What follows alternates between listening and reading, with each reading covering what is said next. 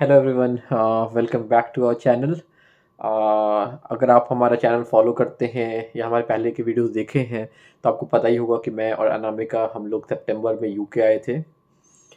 हमने आपको प्रॉमिस किया था कि हम अपने इस जर्नी के बारे में बताएंगे आपको कि हम कैसे आए, क्यों आए, और बहुत सारे क्वेश्चंस होते हैं प्रोसेस में जिसका आंसर कहीं मिलता नहीं है यूट्यूब पे। अगर आप यूट्यूब खोल लो तो सारे आपके वीडियोस जो मिलते हैं वो स्टूडेंट के ही मिलते हैं। मैं जोक भी करता हूँ कि जब हमने फ़्लाइट पकड़ी थी एयर इंडिया की, तो अगर 300 लोग होंगे तो उसमें से 298 तो स्टूडेंट्स ही होते हैं। तो 2 लोग मैं और अनामिका बैठे हुए थे। तो स्किल्ड वर्कर वीज़ा में बहुत कम लोग आते हैं, तो मैं सारा प्रोसेस आपको बताऊंगा। ठीक है। मैं आपको थोड़ा सा बैकग्राउंड अपने बारे में देता हूँ। हम लोग काफ़ी सिंपल बैकग्राउंड से हैं। मैंने छपरा, एक जगह है, टाउन है बिहार में, वहाँ से मैंने 10th तक की पढ़ाई की। फिर मैंने 12th किया दिल्ली से, और फिर मैंने बीटेक किया एक गवर्नमेंट कॉलेज से केरला में, Cochin university of science and technology. तो ये सिंपल सा मेरा बैकग्राउंड है। ऐसा कुछ बहुत ही हाई फाई कुछ बैकग्राउंड नहीं है। और हम लोग जैसे लोग सिंपल बैकग्राउंड के भी यूके आए, राइट। जब मैं यूके आया था तो मुझे अराउंड 4 इयर्स का एक्सपीरियंस था। अराउंड 4 इयर्स का एक्सपीरियंस था मुझे, राइट, आफ्टर एजुकेशन। तो मैं आपको बताता हूँ, ठीक है, सारा कैसे प्रोसेस हुआ और क्या मेरे दिमाग में आया, हमने कैसे किया। तो पहली बात ये मैं बोलूँगा कि जब मैं बीटेक करके जॉब करता था, सिंपल एक जॉब होती है इंडिया में 9 to 5, और कभी सोचते नहीं हम लोग कि हम लोग कहीं बाहर जाएंगे, इंडिया से बाहर जाएंगे, है ना। मैं लोगों को देखता था, अपने रिलेटिव्स को देखता था, फ्रेंड्स को, या बहुत लोगों को देखता था, तो लगता था कि वो गए हैं, लेकिन मुझे कभी लगा नहीं कि मैं भी जा सकता हूँ, टू बी ट्रू। और मुझे लगता है मोस्ट ऑफ द लोगों के को यही लगता है ना। ये एक अच्छी बात भी है हमारे लिए कंपटीशन पॉइंट ऑफ व्यू से, क्योंकि बहुत लोगों को तो पता ही नहीं है कि कैसे आना है, तो भीड़ तो कम है। ठीक है। मुझे यूके आने का दिमाग में आया दिसंबर 2020 में। दो मैंने उस समय कंपनी स्विच किया था, लेकिन मुझे इस समय दिमाग में आया कि मुझे बाहर ट्राई करना चाहिए यूके का। नाउ मैं अगर सही बोलूँ तो मैंने सिर्फ यूके का ट्राई नहीं किया था। देखो, यूएस जाना तो ऑलमोस्ट इम्पॉसिबल है, ठीक है। कनाडा का भी नहीं, क्योंकि कनाडा में क्या होता है कि आपको इंडिया छोड़ के आप कनाडा का इमिग्रेशन स्टेटस लेके वहाँ जाओ, फिर वहाँ जॉब ढूंढो। मैंने बहुत लोगों को ये भी सुना है कि वहाँ पे अच्छी जॉब नहीं मिलती है, छोटे मोटे जॉब करके गुजारा करना पड़ता है, और फिर वहाँ का क्लाइमेट भी बहुत ही सूटेबल नहीं है हमारे लिए। ठीक है। तो वहाँ पे रूल आउट किया मैंने। फिर मैंने ऑस्ट्रेलिया का भी ट्राई किया था, मैं आपको सही बताऊँ तो, और फिर मुझे लगा एक यूके का ट्राई कर सकते हैं। नाउ बेस्ट ऑप्शन मेरे पास था ऑस्ट्रेलिया और यूके का, इसलिए क्योंकि ऑस्ट्रेलिया यूके में क्या होता है कि आप पहले जॉब ढूंढ लो, वो कंपनी आपको स्पॉन्सर करती हैं, और फिर आप यहाँ आते हो, तो at least before you land in the UK और या ऑस्ट्रेलिया, आपके पास एक जॉब है इन हैंड, जो कि बेस्ट थिंग होती है। ठीक है। तो मैं ऑस्ट्रेलिया का मुझे बहुत आइडिया नहीं है, क्योंकि मैंने एक इंटरव्यू दिया था, फिर पेंडेमिक आ गया। मतलब पेंडेमिक चल ही रहा था, लेकिन उस समय फिर बॉर्डर्स वगैरह क्लोज थे, तो चीज़ें मटेरियलाइज नहीं हुई। मैं आपको फिर यूके के बारे में बताता हूँ। तो फिर मैंने ट्राई करना स्टार्ट किया दिसंबर लास्ट और जनवरी में, ठीक है, ट्राई करना स्टार्ट किया। और मुझे ऑफ़र जो आया था जून में आया था, स्टार्टिंग 3 जून को मेरे पास एक ऑफ़र था। ठीक है। अब क्या है कि सबसे बेस्ट चीज़ मैंने बताई कि आपके पास जॉब है पहले आने के लिए, पहले यूके में लैंड करने के, तो आप आपका फ्यूचर फिर सिक्योर है ना। आपको ये नहीं पता कि इंडिया में जॉब छोड़ के मैं जा रहा हूँ कनाडा ऐसा कंट्री में, जॉब मिला नहीं मिला क्या है। ठीक है। तो फर्स्ट ऑफ ऑल जो क्वेश्चन आता है सिंपल, कि आपको जॉब कैसे मिलेगी, गेटिंग अ जॉब। ठीक है। पहली बात, मैंने कैसे जॉब ली मैं आपको बताता हूँ। तो मैंने क्या किया, मैंने लोगों को लिंक्डइन पे रीच आउट किया। ठीक है। मुझे अब देखिए बहुत सारे जॉब्स का और मार्केट का तो आइडिया नहीं है, मैं मुझे अपने लाइन का ही आइडिया है, राइट। तो मेरी लाइन में मैंने क्या किया, मैं बिग फोर से हूँ। ठीक है। मैंने स्टार्ट अपना करियर बिग फोर से किया था, मैं बिग फोर्स में ही हूँ। तो मुझे पता था कि मैंने डायरेक्टर्स को रीच आउट किया, पार्टनर्स को रीच आउट किया। ठीक है। और फिर मैंने अप्लाई किया। तो लिंक्डइन पे अप्लाई करने का बहुत फ़ायदा नहीं है, लेकिन अगर आप रीच आउट करो लोगों को, तो ये बिग फोर्स बहुत हायर करते हैं और बहुत स्पॉन्सरशिप देते हैं। ठीक है। बाकी कंपनी भी देती हैं, अमेजन, गूगल, ये सब देती है, लेकिन मुझे अपने लाइन का ज़्यादा पता है, तो मैं आपको सिंपल ये बता रहा हूँ। ठीक है। तो यूके में फर्स्ट ऑफ ऑल आपको आने के लिए क्या होता है कि जो कंपनी होती है वो आप मतलब they should be willing to bring you from India to the UK, right. तो अगर उनके पास ओपनिंग है, जो कि रहती है, जनरली रहती है, तो वो आपका इंटरव्यू लेंगे, और फिर अगर आप सेलेक्ट होते हो तो फिर आपका प्रोसेस स्टार्ट होगा। नाउ आपका पहला प्रोसेस क्या होगा, पहला प्रोसेस होगा आपका सर्टिफिकेट ऑफ स्पॉन्सरशिप का, ठीक है। अभी मैं इस वीडियो में काफ़ी ओवरव्यू देता हूँ ऊपर ऊपर से, और फिर हम डिटेल में वीडियो बनाएंगे, ठीक है। अगर मुझे इस पे लाइक्स मिलते हैं और लोग सब्सक्राइब करते हैं चैनल को हमारे, तो उसके बेसिस पे मैं सब कुछ डिटेल में बताऊंगा आगे के चैनल्स, आगे के वीडियोज़ में।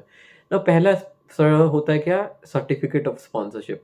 ना ये क्या होता है, तो होता क्या है कि जब आपको कंपनी हायर करने वाली होती है, तो आपको एक सर्टिफिकेट ऑफ स्पॉन्सरशिप कंपनी देती है। तो कंपनी को कहाँ से मिलता है, तो कंपनी यूके होम ऑफिस में वो अप्लाई करती है, और फिर वो आपको सर्टिफिकेट ऑफ स्पॉन्सरशिप जब उसको मिल जाता है कंपनी को, तो देती है ना। सर्टिफिकेट ऑफ स्पॉन्सरशिप हर महीने के 5 तारीख तक अप्लाई होता है। तो कंपनीज, जैसे फॉर एग्जाम्पल, अगर मैं आज सेलेक्ट हो गया कंपनी में, ठीक है, तो मेरा सर्टिफिकेट ऑफ स्पॉन्सरशिप, अब देखो कल तो 5 मार्च है, तो कल थी लास्ट डेट है, तो मेरा सर्टिफिकेट ऑफ स्पॉन्सरशिप कल तो कंपनी अप्लाई करेगी नहीं। तो हो सकता है जितनी जल्दी मैं सारा इन्फॉर्मेशन अपनी कंपनी को दूँ, उस हिसाब से वो अगले में, मतलब हो सकता है अप्रैल में, 5 अप्रैल तक वो अप्लाई करें, ठीक है। और अगर मैं डॉक्यूमेंट देने में और डिले करता हूँ, तो फिर मेरा हो सकता है मई में अप्लाई करें, 5 मई तक, ठीक है ना। जब आप 5 तारीख तक अप्लाई कर दोगे, तो 11-12 तारीख तक वो सर्टिफिकेट ऑफ स्पॉन्सरशिप आता है, जो जब वो लेटर कंपनी को मिलता है, तो कंपनी फिर वो आपको भेजते हैं, ठीक है। और वो सबसे इम्पॉर्टेंट चीज़ें होती हैं, इम्पॉर्टेंट चीज़ होती है वीज़ा अप्लाई करने के लिए, क्योंकि जब आप एप्लीकेशन करने जाओगे, तो उसमें आपसे मांगेगा what is your cost number, certificate of sponsorship number. तो वो सारा डिटेल वो होम ऑफिस को ऑलरेडी रहता ही है, तो आप उसको इन्फॉर्मेशन आपको देना पड़ता है। नाउ फर्स्ट थिंग होगी certificate of sponsorship. Now certificate sponsorship में डिटेल्स रहती हैं कि नाम, पता, डेट ऑफ बर्थ, आपका क्या रोल है, आपकी सैलरी कितनी है, कितने घंटे काम करोगे, ये सब सारे इन्फॉर्मेशन रहते हैं, ठीक है। आवर्स का तो मुझे पता नहीं लगा, लेकिन ये सब सैलरी वगैरह का तो इन्फॉर्मेशन रहता ही है, नाम, पता, डेट ऑफ बर्थ, ये सब ना। उसमें एक और चीज़ें होती हैं। मुझे बहुत सारे लोगों का क्वेश्चन आया, जैसे फॉर एग्जांपल आप एक मिडिल क्लास फैमिली से हैं, 3 साल, 3.5 साल से आप नौकरी कर रहे हैं, और हो सकता है बहुत सेविंग्स आपके पास ना हो अकाउंट में, ठीक है। तो लोग, बहुत सारे लोग क्वेश्चन पूछते हैं मेरे से कि जब आप वीज़ा अप्लाई करो, तो आपको बैंक स्टेटमेंट लगता है क्या, ये वो, मतलब हम लोग तो यही सुनते हैं, जैसे स्टूडेंट्स आते हैं तो बैंक स्टेटमेंट दिखाते हैं, या टूरिस्ट आते हैं तो बैंक स्टेटमेंट दिखाते हैं। स्किल्ड वर्कर वीज़ा में एक सेक्शन होता है सर्टिफिकेट ऑफ स्पॉन्सरशिप में।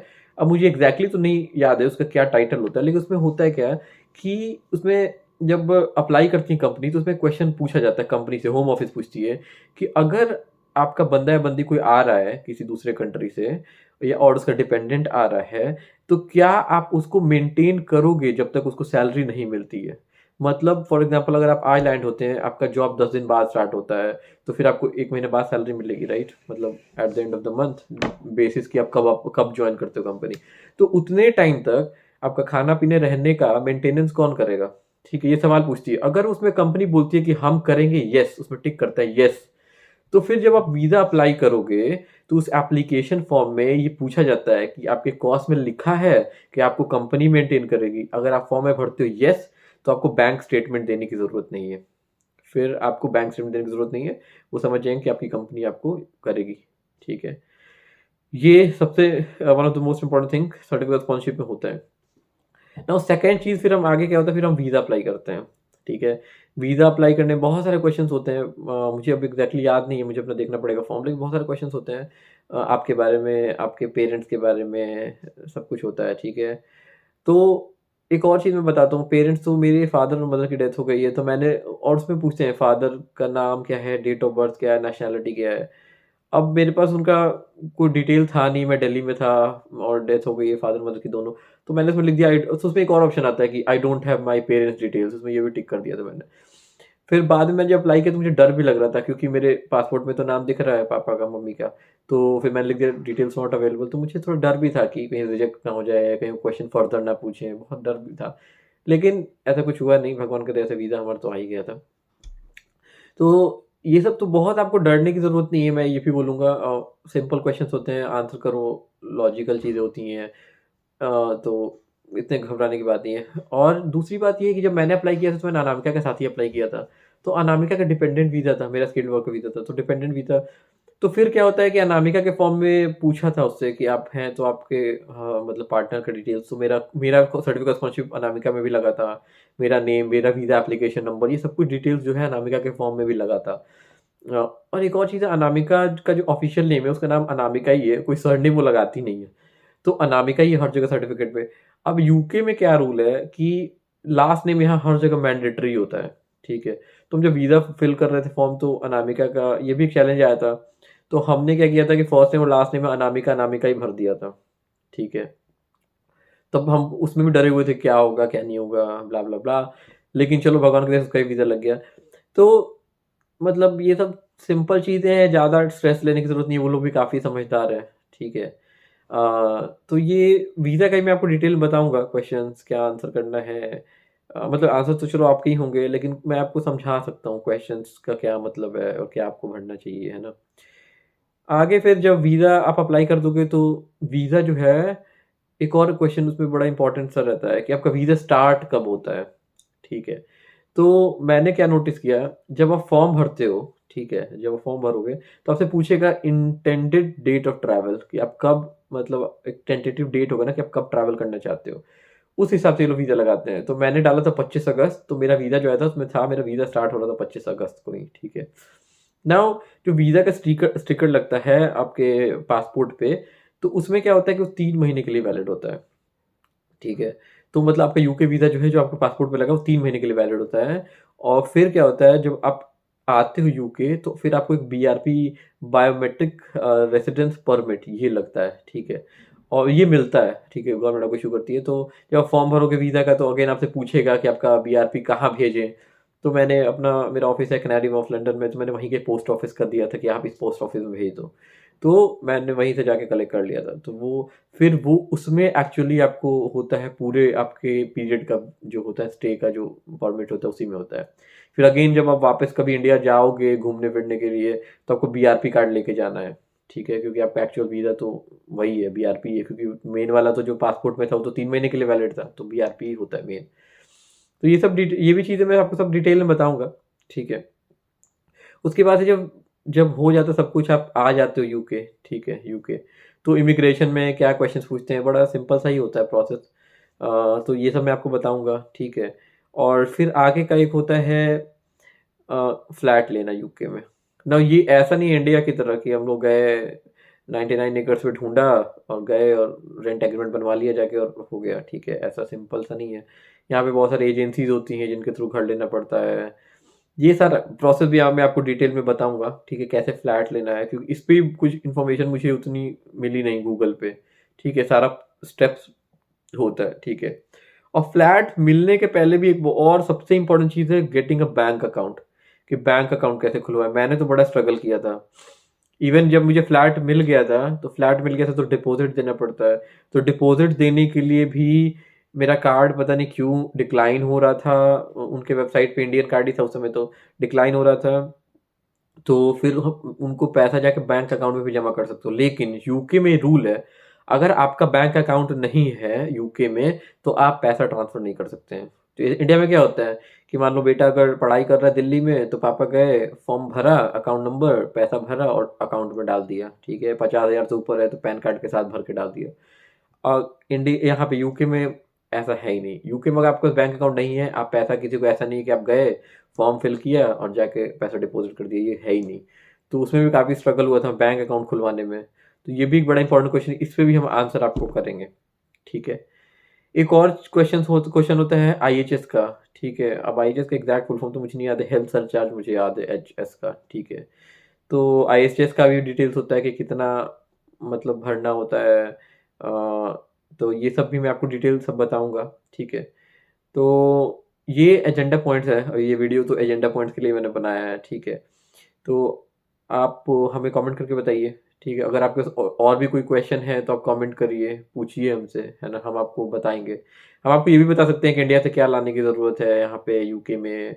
सिंपल, मैं आपको बहुत ही जेन्युइन आंसर बताऊंगा। आप इतना, हम लोग इतने फैंसी नहीं है, टू बी ट्रू, है ना। हम लोग बहुत ही नॉर्मल लोग हैं। एक नॉर्मल इंसान के पॉइंट ऑफ व्यू से मैं आपका सारा आंसर करूंगा क्वेश्चन। तो आप जो भी क्वेश्चन है पूछिए, ठीक है।